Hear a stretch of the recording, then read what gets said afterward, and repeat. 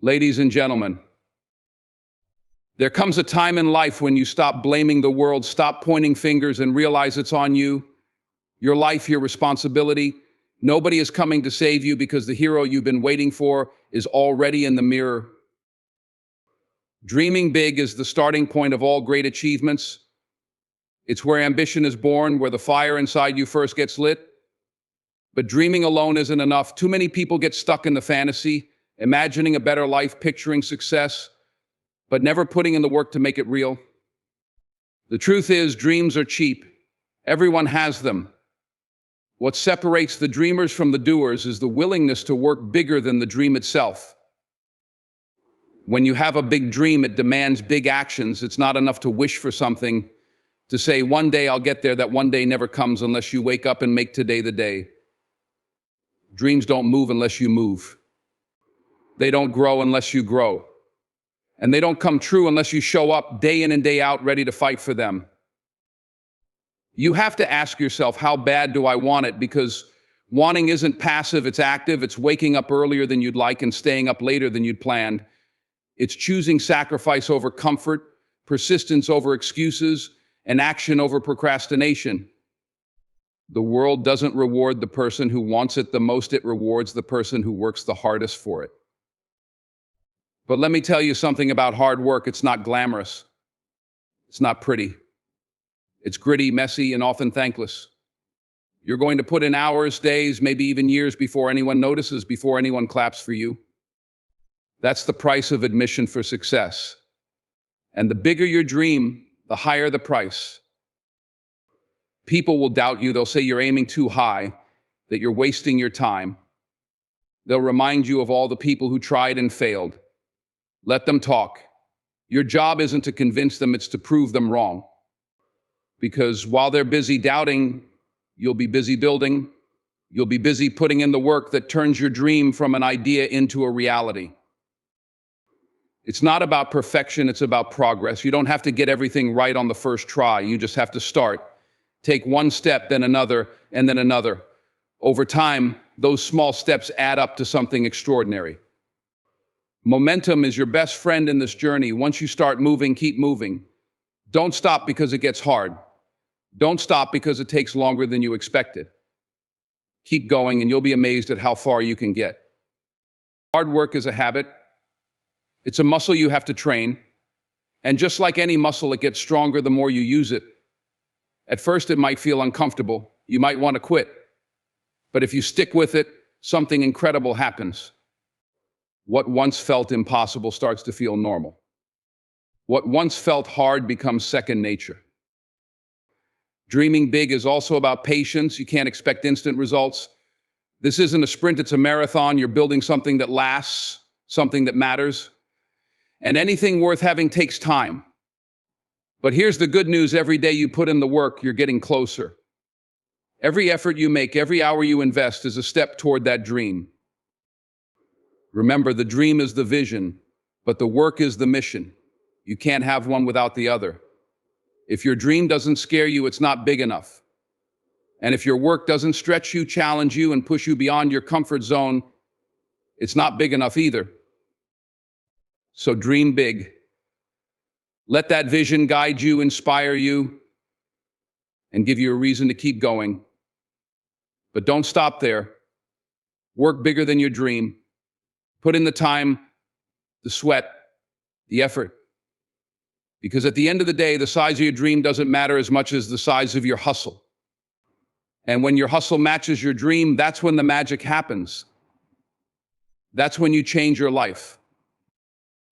Failure is one of the most misunderstood and feared concepts in life. People shy away from it, avoid it, and let the fear of it paralyze them. But the truth is, failure is not the end, it's a necessary step in the process of success. If you've never failed, it simply means you haven't aimed high enough or tried hard enough. To fail is to grow, to learn, and to get one step closer to the life you've envisioned. The key is not to let failure define you, but to let it refine you. Every successful person you admire has a history of failures behind them. They faced rejection, disappointment, and countless moments where giving up seemed easier than pushing forward. But they didn't stop. They didn't let failure have the final word. They understood that failure isn't a dead end, it's a detour that redirects you toward your goals.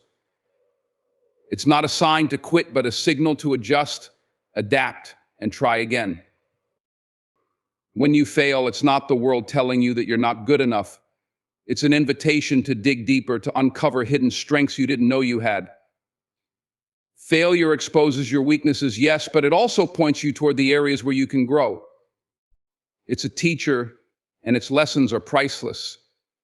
Each time you fail, you gain wisdom and resilience that you couldn't have learned otherwise. Failing forward means taking failure in stride and using it as fuel to keep moving. It's about understanding that setbacks are setups for comebacks. Think about it: every time you fall, you have a choice. You can stay down, wallow in self-pity, and let that failure consume you, or you can get back up, dust yourself off, and move forward stronger than before. The choice is yours, and that choice defines your future. The world might judge you for failing, but it's your response that truly matters. Failure isn't a reflection of your worth, it's a reflection of your willingness to try. Most people don't even get to the point of failing because they're too afraid to take the first step. They stay in their comfort zones, avoiding risks and challenges, and as a result, they never grow. But if you're failing, it means you're out there, putting in the effort, taking chances, and striving for something greater. Failing forward also means being kind to yourself during the process. Don't beat yourself up over your mistakes. Own them, learn from them, and let them shape you into a better version of yourself. Understand that failure is temporary, but the lessons you gain from it can last a lifetime. The more you embrace failure, the less power it has over you. It's important to remember that failure doesn't mean you're starting over from scratch. You're starting over with experience. Every time you try again, you're smarter, more prepared, and more determined. Failure sharpens you. It builds your character and strengthens your resolve. It weeds out the weak and leaves behind only those who are truly committed to their dreams. Some of the most groundbreaking innovations and achievements in history were born out of failure. Thomas Edison failed thousands of times before perfecting the light bulb. J.K. Rowling faced countless rejections before Harry Potter became a global phenomenon. Michael Jordan missed more than 9,000 shots in his career, but he's remembered for the shots he made. These individuals didn't let failure stop them, they used it as a stepping stone to greatness. So don't fear failure, embrace it. Let it challenge you, push you, and mold you into the person you're meant to be. Every time you fail, you're getting closer to success. Failure is proof that you're trying, and trying is what leads to growth. Keep failing forward, and you'll eventually find yourself standing on the summit of success, looking back and realizing that every failure was worth it. Failure isn't the opposite of success, it's part of the journey. Discipline is the foundation of any lasting success. While motivation might spark the fire, it's discipline that keeps it burning. People often rely on motivation, that fleeting feeling of excitement or inspiration to get started. They wait for the perfect moment, the right mood, or a wave of energy to carry them forward. But motivation is unreliable. It comes and goes like the wind. Discipline, on the other hand, is steady, consistent, and dependable. It's what allows you to show up and do the work, even when you don't feel like it. The truth is, if you only act when you're motivated, you'll achieve very little. Motivation might get you out of bed on the first day, but it's discipline that will get you out of bed on the 100th day, the 1,000th day, when the excitement has worn off and the grind begins to feel endless. Discipline is about creating habits and sticking to them no matter how you feel. It's about making a commitment to yourself and honoring it every single day. Discipline doesn't care about your mood. It doesn't wait for inspiration to strike. It's not swayed by excuses or distractions. Discipline is doing what needs to be done because you've decided it's important. It's waking up early to hit the gym, even when it's cold and dark outside. It's working on your goals after a long day, even when all you want to do is relax. It's choosing long-term rewards over short-term comfort. One of the biggest misconceptions about discipline is that it's restrictive, that it takes away your freedom. But the opposite is true. Discipline is liberating. When you're disciplined, you take control of your life. You're no longer at the mercy of your impulses or emotions. You're not swayed by distractions or fleeting desires. Discipline gives you the power to focus on what really matters and ignore everything else. The beauty of discipline is that it builds momentum. At first, it's hard. It takes effort to create new habits and break old ones. But over time, discipline becomes second nature. The more you practice it, the easier it gets. What once felt like a struggle becomes part of your routine. You don't have to think about it, you just do it. That's the power of discipline. It creates consistency, and consistency creates results. Discipline also teaches you resilience. Life is full of challenges and setbacks, and there will be days when everything feels like it's going wrong. On those days, motivation won't save you, but discipline will. Discipline is what gets you back on track after a failure. It's what keeps you moving forward when the road gets tough. It's what helps you persevere even when the odds are stacked against you. Another key aspect of discipline is that it builds self-respect. When you keep the promises you make to yourself, you start to trust yourself more. You prove to yourself that you're capable, dependable, and strong. This self-trust becomes a powerful source of confidence and self-esteem. On the other hand, every time you give in to laziness or excuses, you chip away at that trust. Discipline is about choosing the hard right over the easy wrong. And every time you make that choice, you strengthen your character. Discipline doesn't mean you can't enjoy life or take breaks. It's not about being rigid or joyless. It's about finding balance and prioritizing what's most important. Discipline allows you to work hard and rest well, to focus intensely on your goals, and also take time to recharge. It's not about perfection, it's about persistence. In the end, discipline is what separates those who dream from those who achieve. It's what turns ideas into actions, actions into habits, and habits into success. The most successful people in the world aren't the ones who are always motivated, they're the ones who are disciplined. They show up, do the work, and stay consistent no matter how they feel. Discipline is the bridge between where you are and where you want to be. It's not easy, but it's worth it. If you can master discipline, there's nothing you can't achieve. Gratitude is one of the most powerful tools you have, yet it's often overlooked. In a world that constantly tells you to chase more, to want more, and to never be satisfied, gratitude is the quiet reminder that you already have more than enough to be thankful for. It's not about settling for less or ignoring your ambitions. It's about appreciating what you have while you work for what you want. Gratitude shifts your perspective, changes your attitude, and ultimately transforms your life. Ladies and gentlemen, in a world where everyone is trying to outshout each other, silence is a rare gem. It's misunderstood, often seen as weakness or ignorance. But I'll tell you this, silence is strength. It's power disguised as stillness. True power isn't always loud. Silence can be your greatest weapon in a world full of noise. Too often, we're conditioned to equate loudness with strength, believing that those who speak the most, argue the hardest, or make the most noise are the ones in control. But real strength lies in restraint. It lies in understanding that not every battle needs to be fought with words, not every provocation needs a response, and not every challenge needs to be met head-on in the way people expect. Silence is the unshakable foundation of confidence, a quiet reminder to yourself and others that you don't need to shout to stand tall. When you are silent, you create space to think, space to observe, space to strategize. You remove yourself from the chaotic energy that others might try to impose on you. While the world around you spins in a frenzy of opinions and reactions, silence allows you to remain steady, grounded, and intentional. It says, I am unbothered, and in being unbothered, you claim a level of authority that no amount of shouting or arguing can achieve. Silence signals that you are not easily rattled, and in a world full of people looking to test your composure, that is a form of power in itself. Think about how often noise is used as a cover for insecurity. People raise their voices because they feel they aren't being heard. They argue incessantly because they doubt their position. They interrupt because they're afraid they'll lose control of the conversation. Silence, on the other hand, doesn't seek validation. It doesn't demand attention. It simply is. It holds its ground, offering no explanations, no justifications, and no excuses.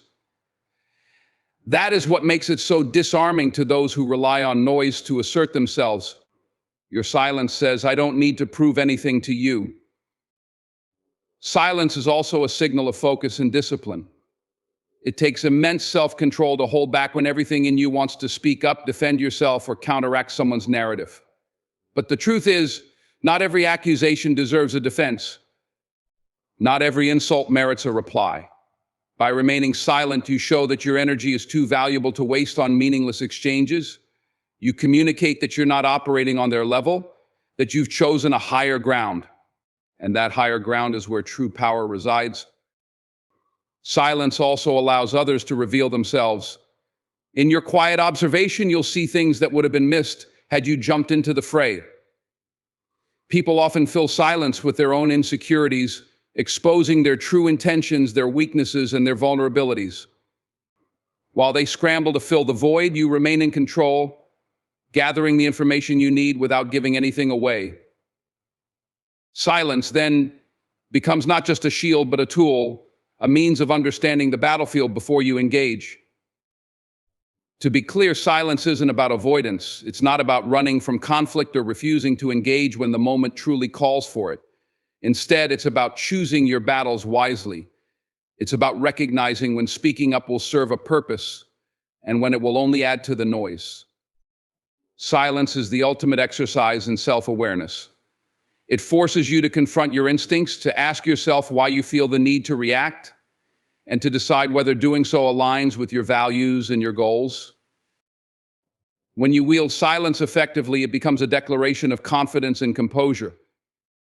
It shows that you trust yourself enough to hold your ground, that you value your peace over petty squabbles, and that you are secure enough to let others think what they will. Silence doesn't need to shout its worth, it simply exists, unyielding and undeniable. And in a world that constantly demands your voice, your silence can be the loudest statement you make.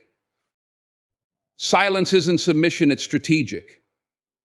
In a world where everyone is rushing to make their voices heard, silence is a calculated choice that allows you to control the narrative.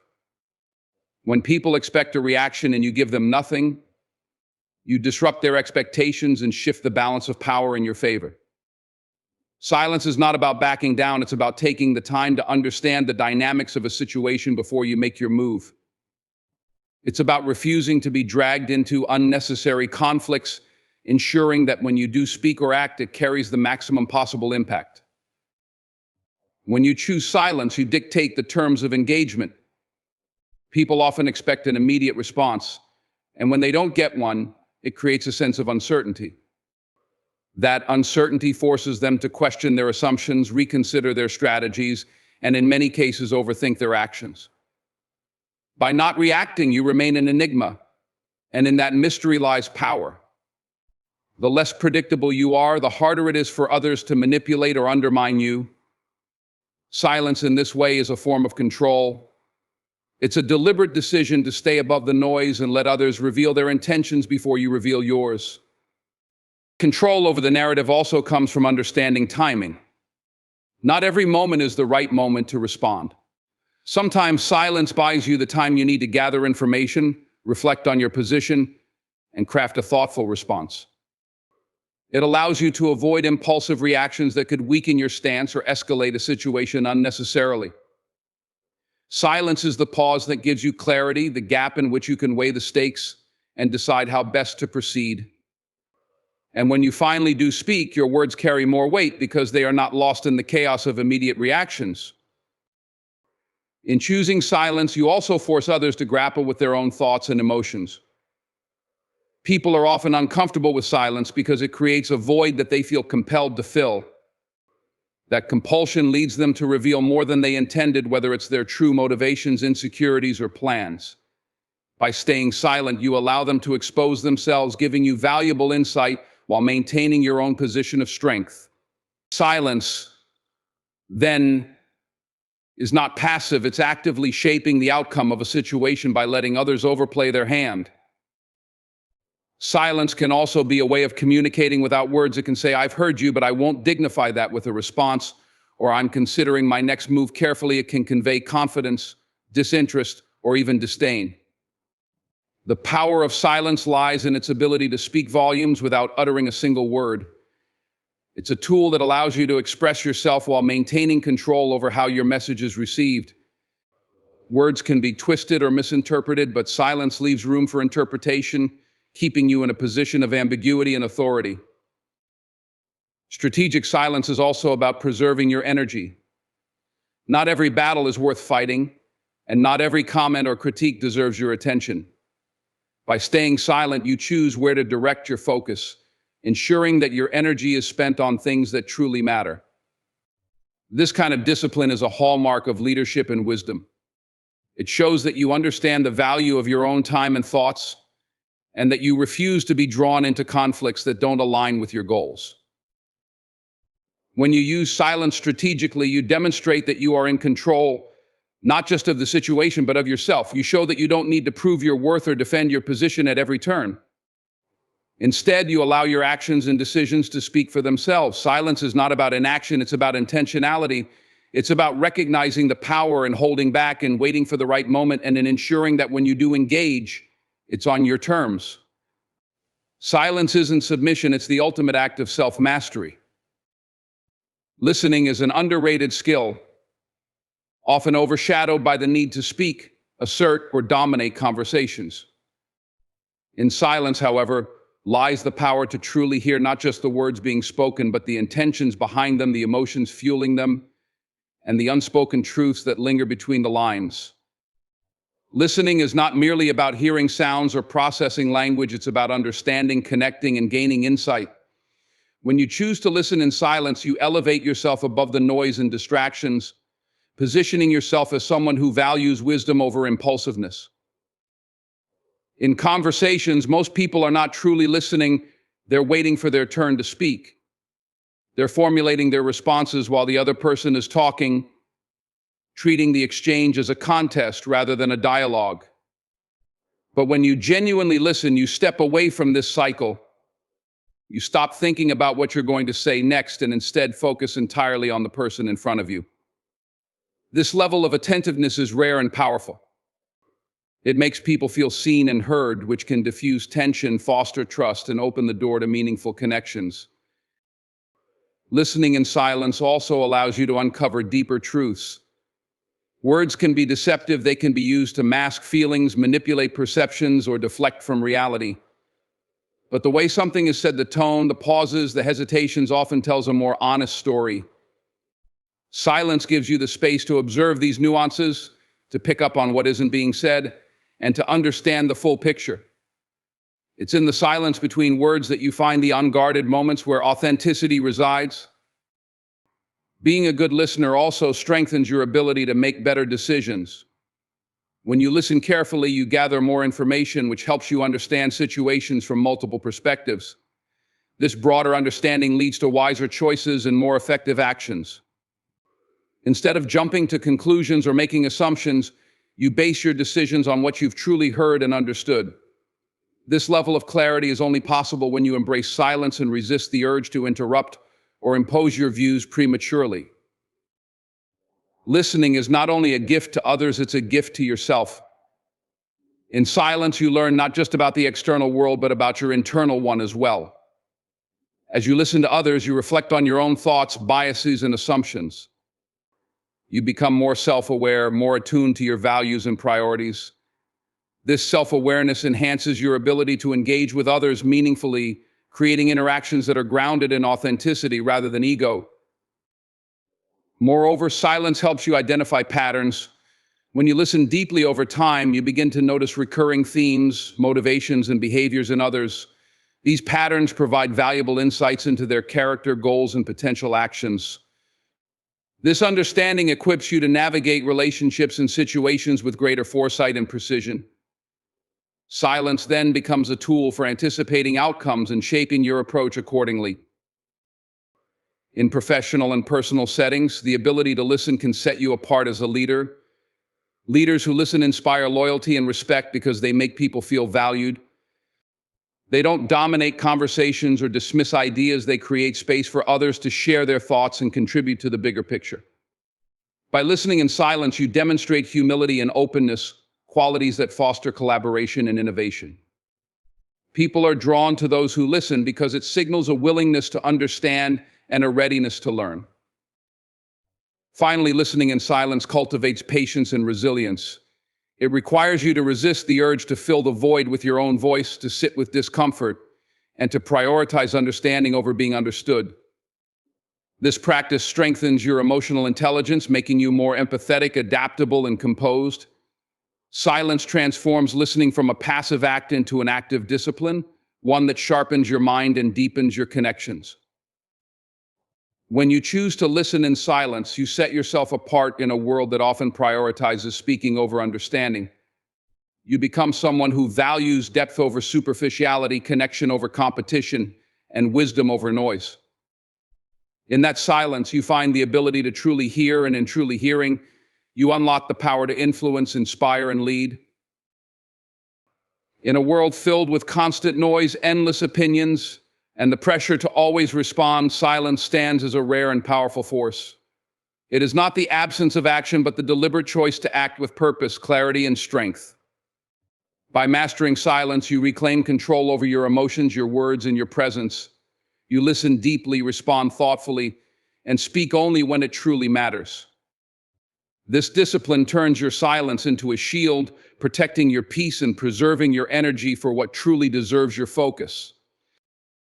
Silence is the foundation of self-control, a statement of self-respect, and a demonstration of true power.